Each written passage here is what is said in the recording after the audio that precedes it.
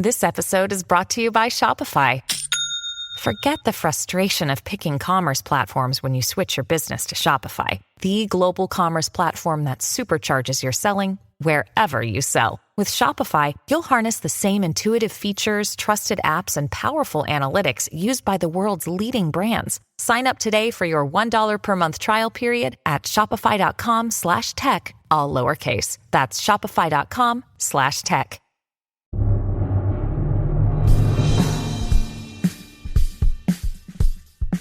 We're coming in hot to give you our hot takes on all the latest mental health news. From headlines and memes to developments and breakthroughs. We go into this show blind with the hopes of learning something new. Before sharing some bunny hugs. And leaving with our eyes wide open. I'm Nick. And I'm Todd. And this is Mental Health Headline Hot Takes. We're glad you're here. Hey everyone, welcome to this week's Mental Health Headline Hot Takes. Nick and Todd are spinning the wheel, making the deal. Who's going to go first? It's probably not me. Oh, spin again. Of course. I haven't gone first in weeks at this point. What Nick did that goes say? First. How about that? I have video proof even. I think it's because if you complain enough about something, Murphy's Law will correct itself. It's like The Secret. Right, exactly. You manifested it. So my article today is from the Associate Press, AP, and it is written by Matthew Perrone. The headline is, Ready or Not, AI chatbots are here to help with Gen Z's mental health struggles. That's one my mom sent me. Do we? Oh, is it? Yeah. This weekend it was all over. So there's more than one, but this article specifically focuses on a mental health chatbot called Earkick, which is your chat box is a bandana-wearing panda who looks like he's from a cartoon. It's Kung Fu Panda. Yeah, pretty much. And I feel like what could possibly go wrong? I feel like every time I talk about AI, that's what I say. What could possibly go wrong? Earkicks. I'm like, what are we doing? Like, this is. I'm glad I didn't read anything about AI chat. So mental health basically, the way this works is if you're in this app and you start talking to Earkick, your panda friend, and you start talking about anxiety or something going on with you, they will then AI will then give you like breathing exercises or exercises to reframe negative thoughts or stress management tips. All these approaches they claim are used by therapists, which is true. I shouldn't say claim that way. That is true. Where I get stuck is there's no regulation, first and foremost. So these bots, these software companies, whatever you want to call them, these apps, they can just go out and claim whatever they want. Now, I will say the co-founder, Corinne Andrea Steffen, is saying don't call this therapy, even though it's, proven strategies, exercises, whatever you want to say. But I'm glad they're not calling it therapy, because I think we're going to enter into a space where people are going to start calling this stuff therapy. I think we're going to get into that time. It's a free app, but the idea is that it's being used to quickly address the mental health in teens and young adults, because it's an issue, right? Like we know, we've covered it on this show. Elmo covered it. President Joe Biden commented on Elmo. We see all of these, AI therapy stories. I think we covered not that long ago. I get nervous because there is no regulation. The FDA in the States hasn't touched it. Not that I trust them anyway, but I worry that people believe it's a treatment for therapy, like a replacement. And it kind of takes me back to content creators in the mental health space that you follow online. And, the therapists, psychologists, they all have codes of ethics that are old and not updated with modern technology, but there's some stuff in there that you can kind of use and apply to be ethical in these spaces. There's nothing for AI therapy chatbot pandas. There's nothing, right? So these companies can make these claims, market to these people who are in some cases desperate, at a best case just looking for some support. The fact that they're free, like, I think that is good. It democratizes help and exercises, though I won't say it democratizes therapy. So there's like a place for it, but there needs to be regulations. And just like I was going to say on the social media piece, all therapists say, or they're supposed to say, that this is not a replacement for therapy. My social media content, my podcast, whatever that is not a replacement for therapy. And I feel like that needs to be front and center with these bots, because there is no regulation. And I feel like, how do you regulate an AI generated panda bear? With like, more AI.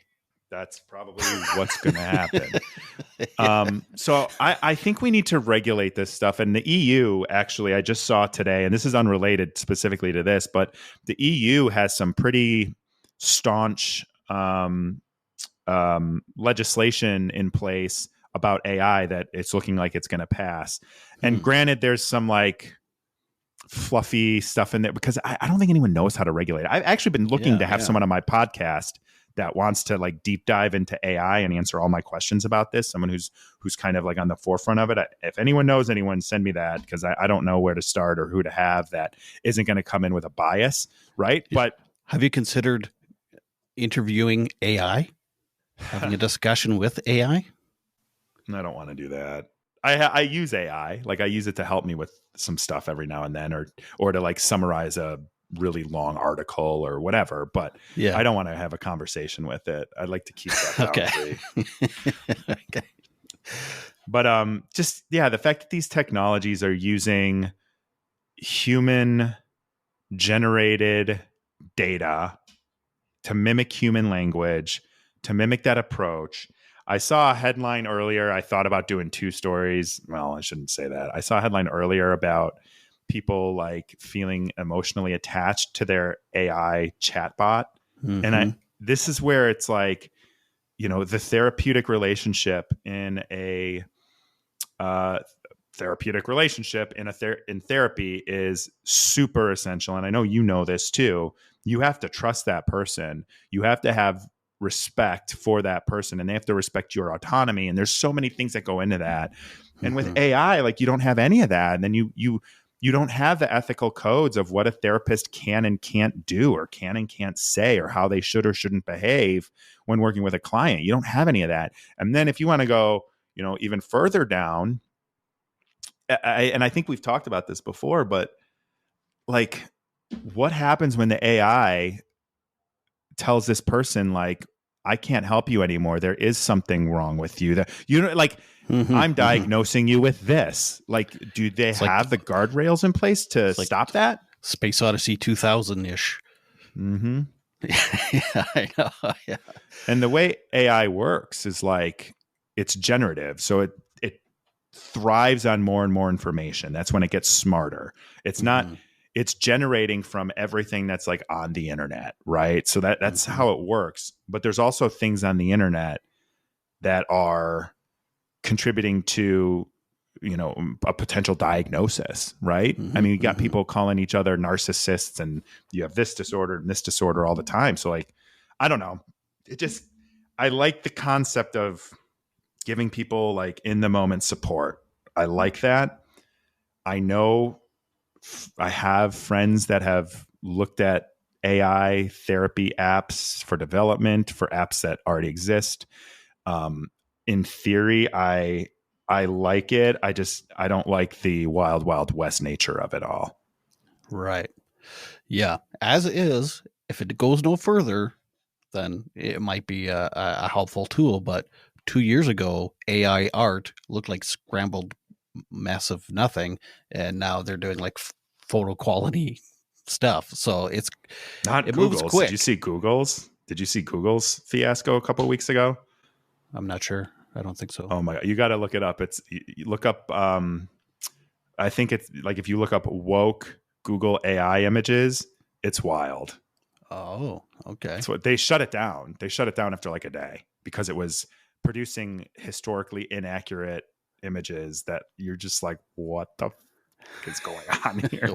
What is or if you real? look at the ones from like a year ago where people have like 7 fingers, Yeah, and exactly.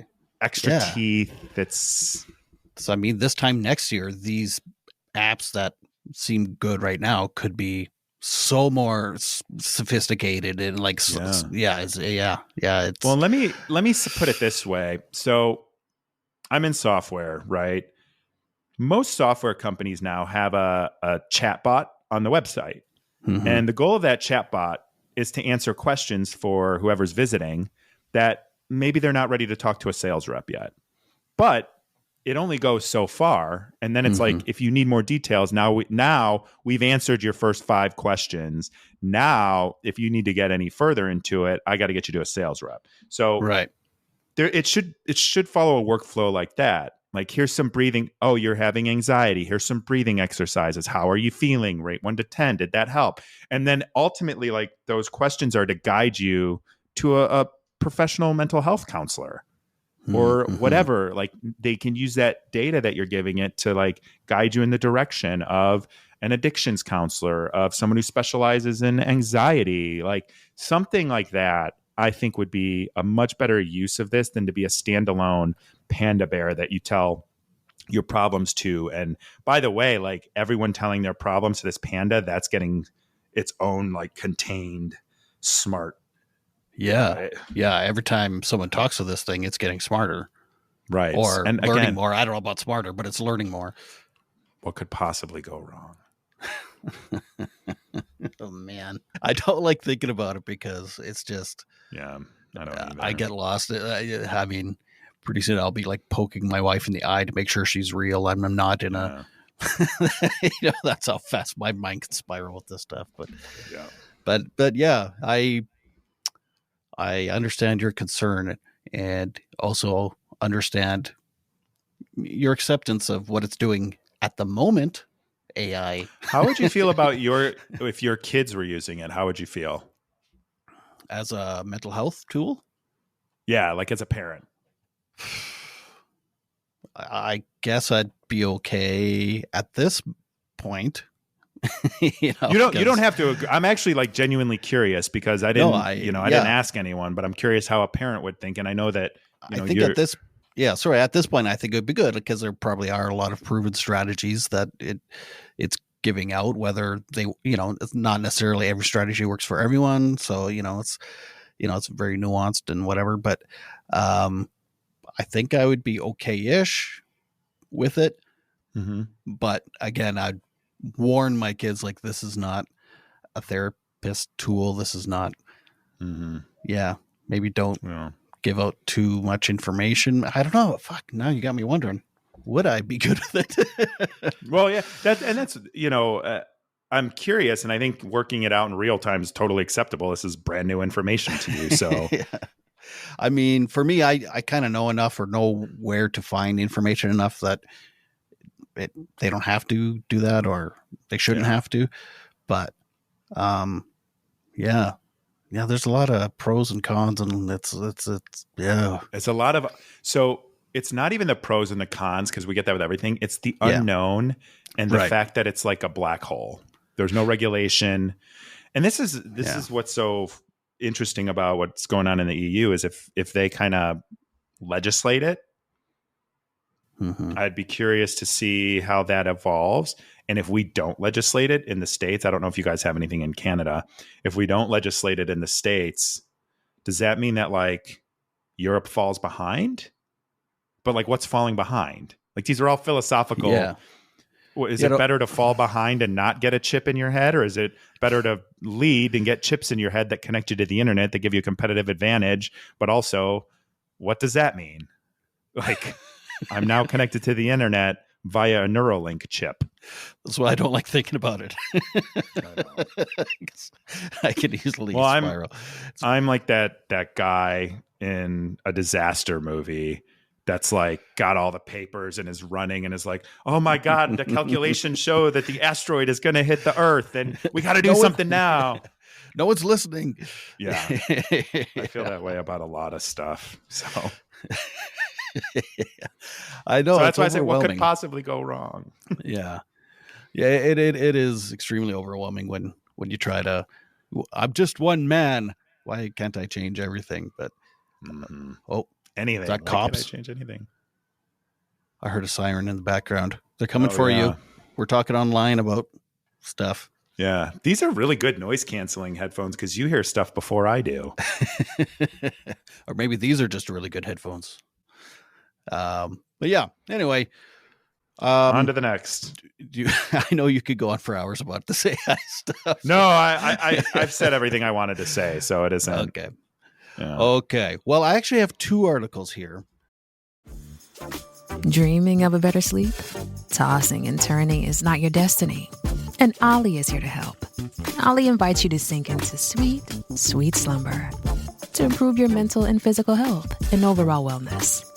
More than just melatonin, Ollie's ingredients help you unwind your mind for a delightfully dreamy drift off.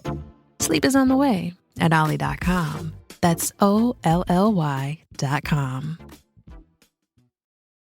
Just by chance, they kind of back each other up. So this one is more of a study.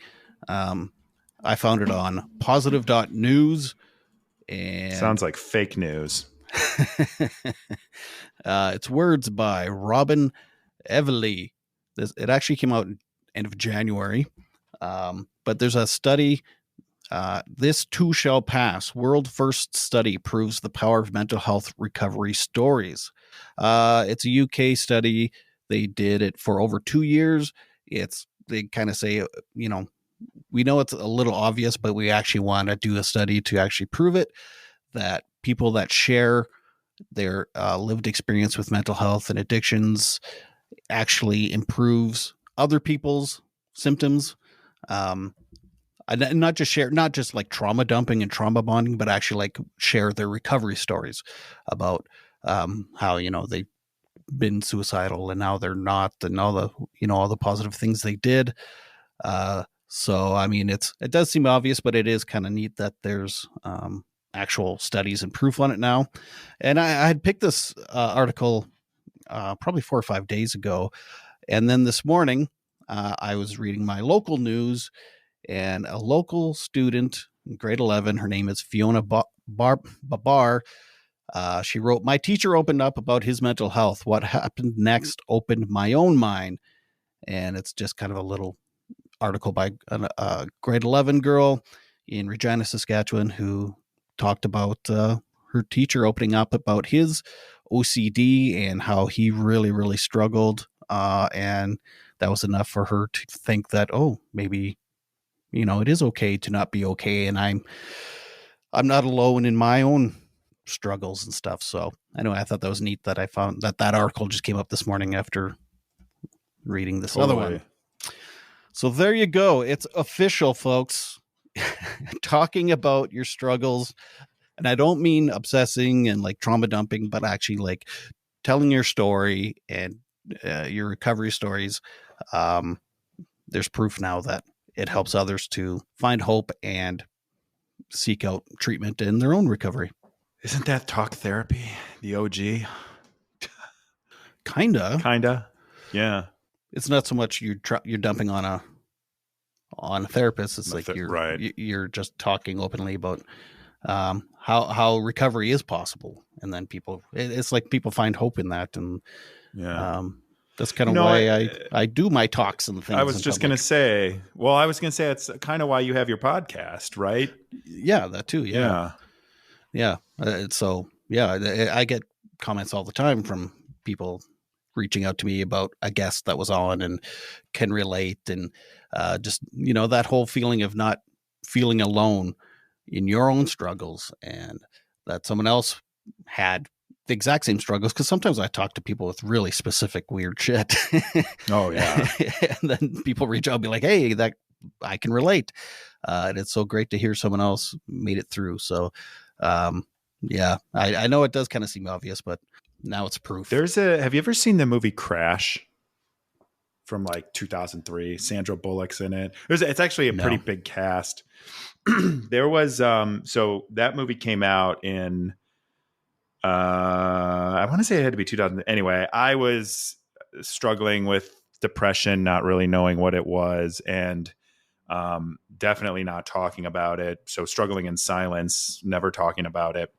And there's this scene in there, and I don't like the movie. I feel like it's that's fair. It's so overrated. It won Best Picture. It shouldn't have, in my opinion. But there's this one scene in there towards the end, and it's a movie showing like the weird intertwining sort of. It's almost like a 6 Degrees of Kevin Bacon, the way people's stories intertwine in weird ways, right? Mm-hmm. But there's this one where scene. It's so brief, and it just stuck with me because it was how I felt for so long. And Sandra Bullock's on the phone with her, who should be her best friend, right? Who she considers her best friend. And she says something along the lines of, again, it's been 20 years since I've seen this, something along the lines of, I just feel alone, right? I just feel lonely, alone, and like things aren't right. Something to that extent. And her friend was just like, basically like, okay, well, I'll see you, blah, blah, blah, blah, blah. And, I'm going to just continue shopping. It was like, I'm probably butchering this. Everyone can go watch it. But the gist is she was, for the first time, saying to her best friend that she didn't feel right. And her best friend just kind of like didn't even acknowledge it. And I just remember that feeling of that scene where I was like, that's how I feel. Even if I give like the slightest little hint that I'm not okay, people don't even see it. And I carry that with me today too, by the way. Like I feel that way all the time. And so what I think is a lot of times, and I got certified in this it's called Showing Up, but it's about how to like talk to people when they're struggling, right? And I just think people don't have the skill set to like really listen and empathize. And I know people in my life, especially the last few years, like they don't get it. They don't understand how isolating it's been and all of that stuff. And, my trauma response and toxic trait is to, when I feel at my worst, I withdraw and then I start worrying about other people. So right. It's like, I start, you can, you know what I mean? I send, I'm wishing someone would text me to see how I'm doing. So I go text someone else to see how they're doing. Like that is my coping mechanism, and it's not the best. And I know that, but I actually kind of just started realizing that recently. But my point is, I think people just want to be heard and they want to be acknowledged and they want their experience to be validated. And as a society, like we're not equipped to do that for one another. So when someone does get that experience, it's so unsurprising that it is helpful. Do you know what I mean? Absolutely. Yeah. And even when you were a guest on my podcast, when we first talked, I told you about, I had suicidal ideation and whatever. And then you actually thanked me and said, I've never talked about this openly really, but then you talked about how you had suicidal thoughts and stuff. And it's just like, it's almost it's probably different for everyone, but for some people, it's almost like it gives you permission. It's like, oh, I can talk about this and it's not the end of the world or not weird stuff happens. So, for some, it's almost like giving permission. For others, it's just not feeling alone and knowing that there's hope. I have a friend that has a podcast, giving voice to depression. And she's done 300 episodes or something. And for every guest, she'll say, how does depression feel for you? And she actually made a little movie, a little 10-minute movie with her findings. It's almost like research in a way. And it's almost word for word, people's answers. It's like, I feel so alone. I feel like I feel useless. I feel like, and there's all these phrases that repeat over and over and over and over and over again. So it's almost ironic in a way that everyone like a word cloud. What's that? A word cloud. Like if you gather 100 people and I feel useless, I feel lonely, and it takes the ones that are said the most and like makes them the bigness. So what's depression feel like? Loneliness, usefulness might be the two biggest words, and then the other ones are, you know what I mean? Right. Yeah. But it's almost ironic that people feel alone when so many people are depressed and feel that same loneliness. You know what I mean? It's like, but you're not alone because everyone's feeling this same symptom. You know, it's almost ironic, but that's the stigma, right? Yeah. That being said, when I am not feeling well, it's just the nature of the beast, and I don't talk and reach out as much as I would normally, or talk about my struggles. But yeah, me neither. But when I am feeling good and I talk about recovery, or I have guests on the podcast talk about recovery, it's nice to get messages knowing that people are listening and finding hope. Maybe we should have named the podcast Finding Hope. Headlines, hope and headlines. It'd probably be headlines and hope. Except we don't always end with hope. I was going to say that. I was just going to say that. Quite often we end up sad.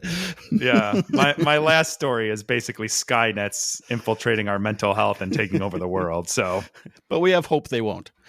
Yeah, right. I don't actually. I think that's. You hope they do? Oh no, I hope they don't. I fear they do. Yeah. Right. Yeah. Well, anyway, that's all I got to say about that stuff. No, I think that's good. Okay. I think people should talk to one another more. You know, that's the point of my podcast. It's not even, it's different topics sometimes, but. Mm-hmm. It's all about giving people space to talk about what they need to talk about, share their experience. That's right. Yeah. Yeah. Don't be scared to talk. Yeah. Can all learn from each other. If you want to talk to us, you can reach out to us and give us an article or a topic. Feel free to reach out to us with whatever you want to talk about. Find us on our socials, which is in the show notes. I'm assuming they're below me. Anyway, great show, buddy. And we'll see you next week. Awesome. We'll see you guys then. This has been our Mental Health Headline Hot Takes. We're so glad you came. Remember, when you heal yourself, you heal the world. Be sure to like this video, leave comments, and suggest articles for future episodes. Hit subscribe to Eyes Wide Open and Bunny Hugs and Mental Health.